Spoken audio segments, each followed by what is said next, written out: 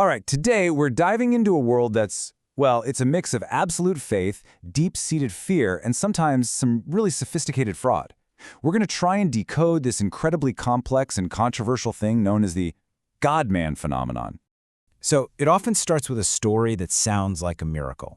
You have an 85-year-old woman, Ram Kumari, who says that just a simple pat on the back from a preacher called Boli Baba, and boom, a kidney stone she had just vanished. I mean, that's the kind of powerful personal story that builds empires, right? It's a story of hope, and it just spreads like wildfire. But, and this is a huge but, this is also a story of absolute tragedy. A gathering for that exact same miracle worker drew a crowd of 250,000 people, and it ended in one of the deadliest stampedes the country has ever seen. That's the central paradox we're really digging into today, this promise of salvation sitting right next to the brutal reality of devastation.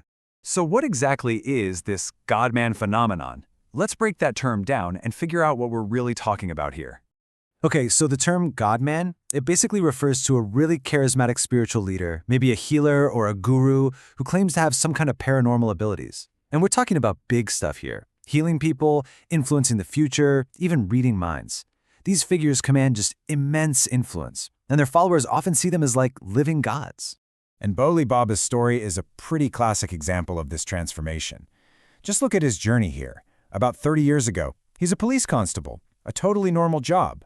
Then, around 25 years ago, he claims he had a divine dream that gave him supernatural powers. Fast forward to the year 2000, he quits the police force to become a full-time preacher. And by 2024, his following is so massive that it leads to that horrific stampede. I mean, what a journey. From ordinary to, in the eyes of his followers, divine. So, how does a former cop convince hundreds of thousands of people that he has a direct line to the divine? Well, it usually starts with claims that are, let's just say, pretty extraordinary. And when I say extraordinary, I mean, wow. Just look at this list. We're talking about claims like making cows speak in Sanskrit, or delaying the sunrise by 40 minutes, or bringing the dead back to life. This goes way beyond simple spiritual guidance, right? This is claiming to have complete mastery over reality itself. Which, of course, leads to the biggest question of all. Why does this work? I mean, the claims are unbelievable, the risks are obviously very real, so what is it that drives this incredible level of devotion? No, really, just think about that for a second. We live in an age of science and instant information, so why do millions of people put their faith, their hopes, and sometimes even their lives into the hands of these figures? Well, the answer is, as you can probably guess, incredibly complex and deeply, deeply human. You know, sociologists often point to what you could call a perfect storm of societal problems. Think about it. When people are dealing with economic insecurity, unemployment, discrimination, and they don't have good access to education or healthcare, they become vulnerable. They're desperately looking for hope, for any solution, for any sign that maybe, just maybe, a miracle could happen for them too. And this quote from social scientist Surinder Singh Jodhka really hits the nail on the head. He says people are feeling lost, they're feeling lonely, and these movements, they offer more than just miracles. They offer a community.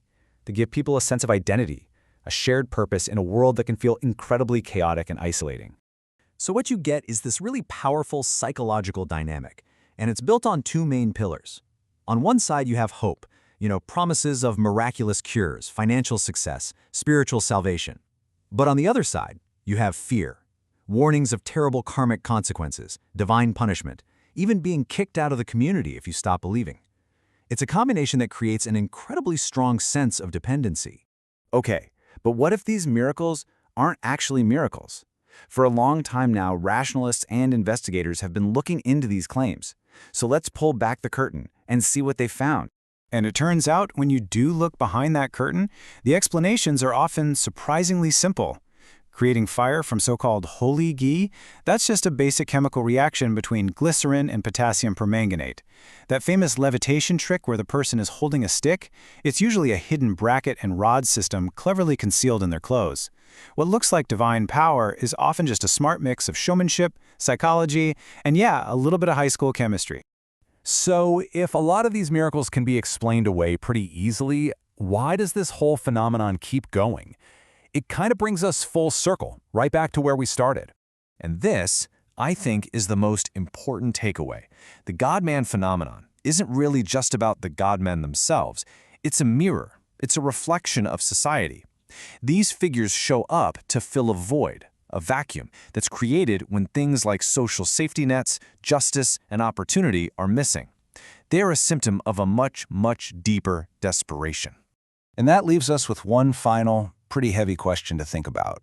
As long as our societies fail to provide real security and hope for so many people, will there always be a market for miracles, no matter how high the cost?